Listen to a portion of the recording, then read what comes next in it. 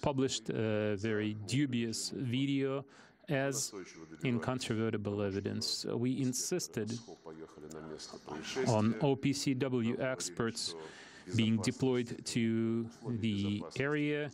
They told us this was impossible for security reasons, and eventually it came out that the OPCW received information from the French and from the Britons that they had samples from Han She-hun, and those samples were studied at labs in France and in the UK, and they said it was sarin. We are serious people, so we naturally contacted the French and the British, asking how they got hold of those samples, and if these samples are in London and Paris. This was done by people who are capable of operating, notwithstanding the security concerns that existed at the time. So we said, why wouldn't you use the same people, providing security for OPCW experts so they can travel to the ground and gain access to the samples according to the procedure as specified in the Chemical Weapons Convention? Well, our partners declined to do so. They said this was totally unnecessary because their evidence was incontrovertible. Well, we said, could you please share your evidence with us? We would like to look into those facts and make sure that it is all true. And then they refused. Well, the rest is history. Now, as regards Duma, again, they say they have incontrovertible facts. That's what they claim. To justify the airstrikes they launched. But all they have is posts on social media and this short video, which is actually funny for real experts. Still, President Macron, who publicly said they had incontrovertible evidence proving that chemical weapons were used by the regime, by the Assad regime, as they call it, in Duma. And the day before yesterday, he talked to the president, and in their conversation, President Putin referred to the public statement by the French leader about this evidence and asked him to share this evidence with Russia. Because if this really did happen, we would be first to stop such illegitimate activity, the use of chemical weapons. What he said in response was, we are unable to provide you with this evidence because it's secret, it's not our secret. Well,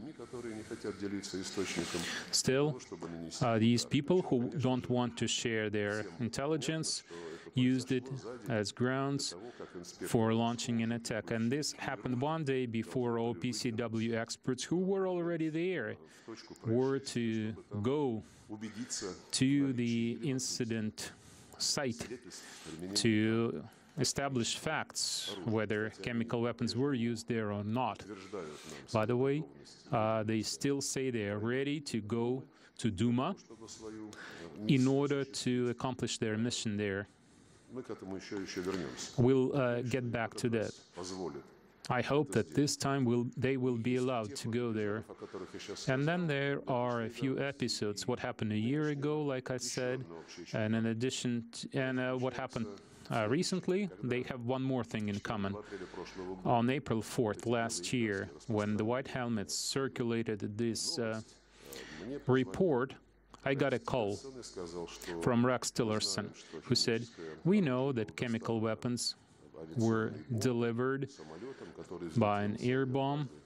The airplane took off at Shahrat Air Base, and we ask you to insist that the Syrian government agrees for inspectors, including American inspectors, to visit this air base to see if this was truly so. We got this permission, but by the time we contacted Washington, they already have launched their airstrike.